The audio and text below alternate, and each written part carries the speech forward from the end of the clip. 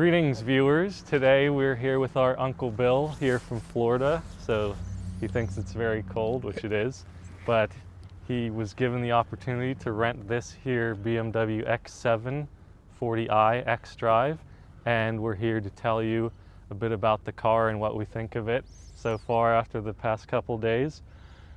Billy, what do you think of the vehicle so far? It's a very nice upgrade from what I was going to get, so I accepted it gladly. And I've been driving it for the past couple days, as he said, and it's very smooth, very comfortable, very high tech.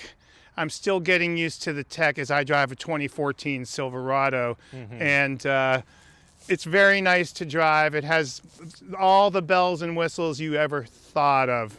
Yes. So It's very tech-centric, as we'll come to find in the interior, which is where I think the aspect of luxury is with these cars, with BMWs nowadays. The luxury comes from the advanced tech that you get, as opposed to the kind of luxurious design and or materials. Can I talk about the big fat BMW grille here that I think they went a little overboard on the later model BMWs on the giant grille. It's not too bad, but it's a bit of a monstrosity, I would say. Yeah, I mean, I don't really mind it that much. I mean, with a 7-seat SUV, I honestly don't care too much about what it looks like as opposed to the functionality of it. But I like the way it looks. I like this being the facelifted version, the second generation of the X7, I think. It has these kind of slits rather than more traditional BMW-y headlights, but I like them. I think they look very modern and sleek. The rest of the shape of the car is still roughly the same as the first generation, which is fine. It has a split tailgate, which we like a lot, coming from Range Rovers. And overall, I think the design is fairly good. Better than the Q7, I think, I would say, especially because you can get an Alpina version of this car, which looks very, very good with the Alpina wheels and accoutrements. So yeah, I like the way it looks. I think it's a nice car, and maybe I was a bit premature about the grille because it's proportioned to the size of the vehicle. I suppose so, yeah. I mean, it looks like a modern car. So I really like the car, but in a car of this caliber, I would think that the running boards would retract or disappear when you close the doors. So that's my only... Would you prefer that, you're saying? I would prefer if they disappeared, yes. Or if they didn't exist. Or both, either or. If they disappeared or didn't exist, because this vehicle isn't that high off the ground. Not particularly, no. But I mean, they're integrated well with the car. I think they don't look like an afterthought of design. I think they function decently well. They flow decently with the look. Yeah, I mean, I never really use them anyway. But if you're a shorter person... As I am. I don't know. I just kind of... Well, actually, it's kind of just an obstacle to get Yes, over. it is. You have to step over it. Bad. Like, looking at it from this angle, they look pretty well integrated. But I'd rather... I mean, I don't know if you can get it without them, but a retractable one might be good. But I think they're more trouble than they're worth. You're probably right. And these wheels, what do you think of are these 20s? Are we looking at 20s right here? Either 20s or 19s. Okay. They're probably the base wheels, because I think that this is the base spec of the car, as it would be being a rental. But they're fine. I mean, there's enough tire where you probably won't curb them too bad, which is something to look out for. The car rides very well, I must say. I was pretty impressed. I think the overall comfort of the car is top-notch and maybe the most comfortable car I've been in, actually. Wow. Possibly. I mean, you know, we compare everything to Range Rovers on this channel, but I think the seats, we'll get into a bit more on the interior, but the seats are the most comfortable seats I've ever sat in. Everything is heated. and it gets hot pretty quickly. So this is really, honestly, this is my type of car. It's supremely comfortable. It's kind of ugly, and it's very big, which we'll get into with the driving dynamics, I'm sure. All right, it's cold, so we're going to go into the car. Very cold. And, we'll talk more about the driving and the interior. Okay. But I think the main point of this car that is to be made is the level of comfort that it gives you. I think it really is just the most comfortable car I've been in to this point. Foss, do you think it's more comfortable than a Range Rover?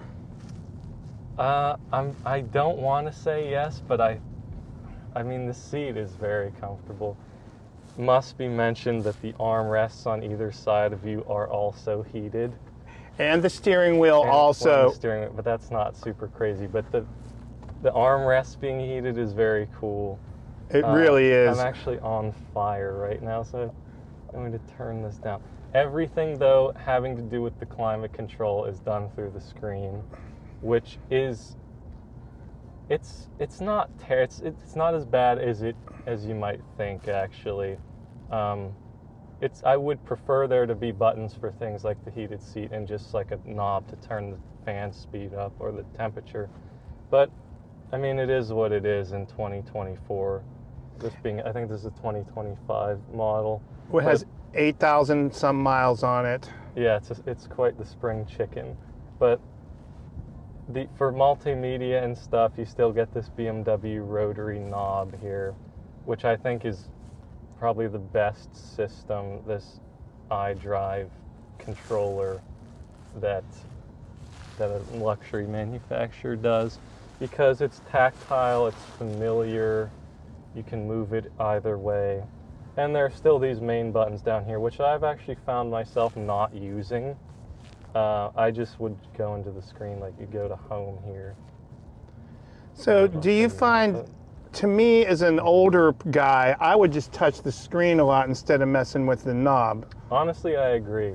You know? I think it's nice that this is here, but I don't find myself wanting to use it. I agree. The Apple CarPlay looks really good on here. Of course, this is the Apple CarPlay, but I like this. I actually like these screens quite a bit too. This is new well, I guess it's not that new now, but all the BMW models now have this screen that goes across. I like it. I think, again, the luxury that you're getting here is within the amount of tech that there is, as opposed to something like a Range Rover where it's more based on the design. But I suppose the most logical competitor to this car would be the Mercedes GLS. And it's been a while since I've been in one of those. But I have to say, I think BMWs are better built in terms of the interior quality. I haven't heard any creaking or anything in this car. That's true. It's solid as a rock. Solid, not that you're gonna go around pushing on everything like people do, but it feels very solid. It does. There's no extraneous noises happening even when we're driving at higher speeds. Yeah, super well insulated too, which is important to note. Something that's definitely important for a luxury car. I think that one thing that we all love about this car is the sound system. Motherfucker, play. It's real good. Which is part of the premium pack. It's the Harman Kardon system, which is very good. See how I'm turning it up? It's quite loud. Yeah, it is. Yeah, but the sound system is pretty exemplary. There is an optional Bang & Olufsen system that is, I think it's Bang & Olufsen, that is $4,200. We don't know what that sounds like, but based on the price of it, it better be good. But I think this does the job for an average listener. As an audiophile, I think this thing sounds great. Okay, so it gets your vote of confidence. I do. I think it's great, and I don't. In my opinion, I wouldn't think you would need to spend the $4,200. I probably still would, just because if there is something better than this, I would want it. Very good. Yes, I understand But this that. is definitely, I mean, if you're, which I would recommend getting a used one of these, because the MSRP for this is $82,500, I think, which is too much money, honestly. But in a year or two, I think this would be a good purchase.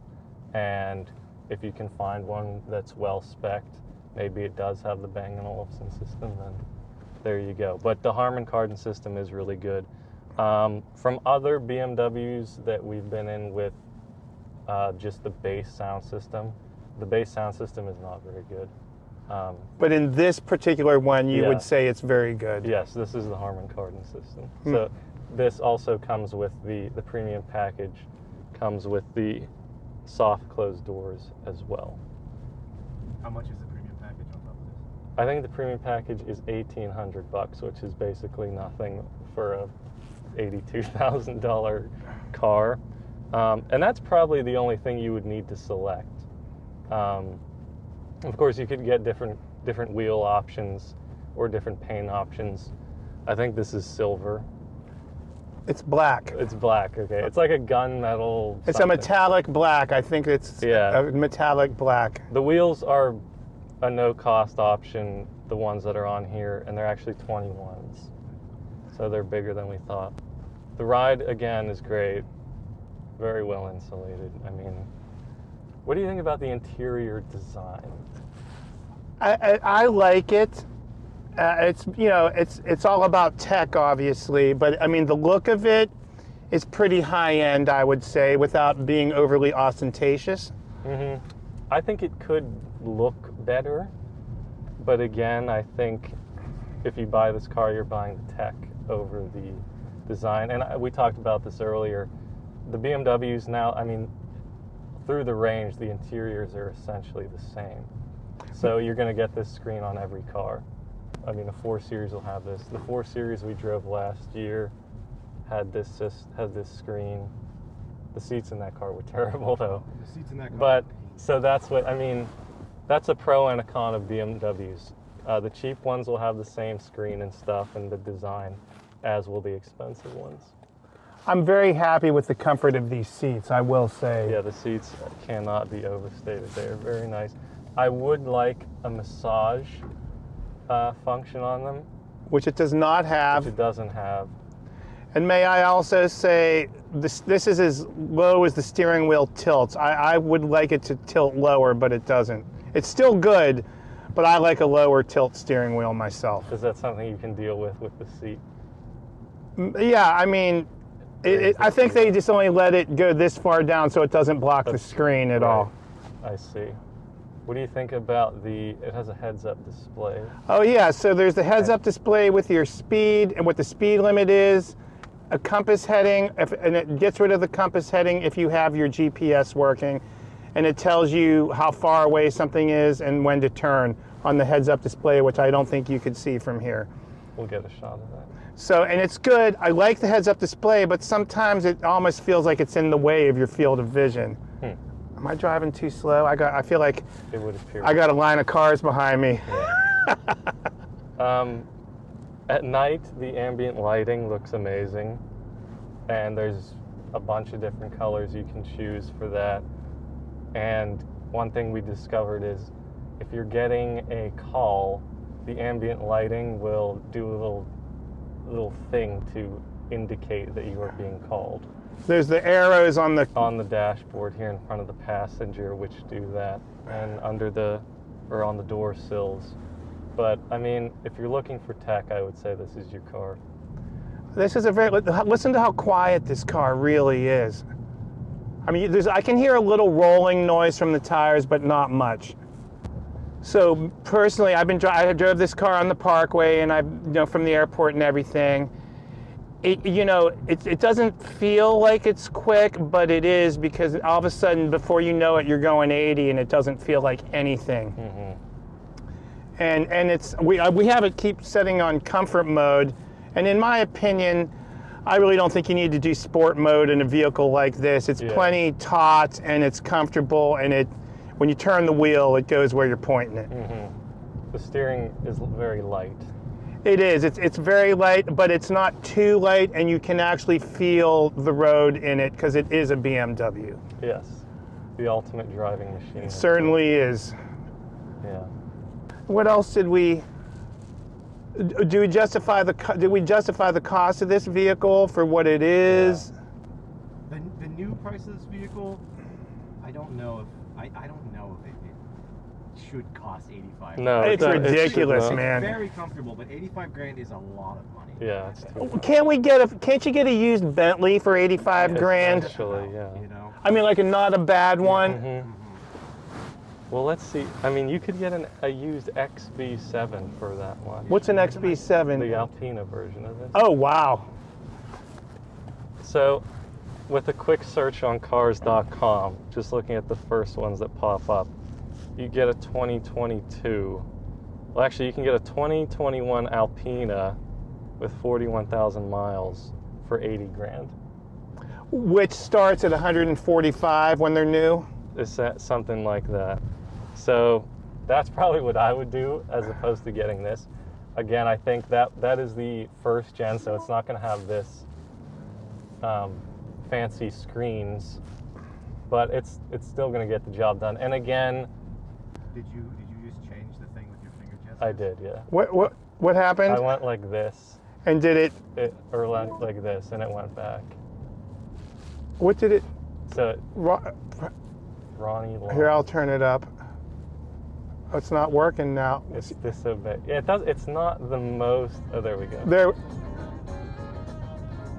So do you think that often works, or do you think it gets confused sometimes? I think I would never use it. Yeah, I didn't even Well, realize that was maybe there. I would try to use it, but it seems like it doesn't work just as often as it does work, I agree. which I think would get annoying pretty quickly. And that's why look at the little tiny volume knob. Yeah. I'm good using that. At least it has an actual dial. Yeah, and it has a little knurling on it, which is nice. Or you can just use the steering wheel buttons, I think. So those were our thoughts on the 2025, we think, BMW X7 40i. We like the car, I would say. I don't think it's worth 80 grand. I don't think so either. I would tell you to buy a used one if you were looking for one. The gas mileage, if you care about that, which I think everybody does, seems to be amazing. Yes, it does. It's super comfortable, practical as well. 7-seater, of course. There's not a lot of room in the trunk with the 7 seats up, but they go down automatically, etc., etc. So with all that being said, I think we like the car. We won't recommend that someone buys it, at least new. But yeah, I think I enjoy it. May I just say, it's a great vehicle, but I think all car companies are going overboard with the tech. Sometimes I think the tech should be more in the background and not up in your face the whole time. Yeah. That's just an opinion. Well, if it's being forced down your throat, I think this is okay. This isn't bad. As far as that goes. So with that, thank you guys very much for watching, and we'll hopefully have some more videos soon. Thanks, y'all. Thank you.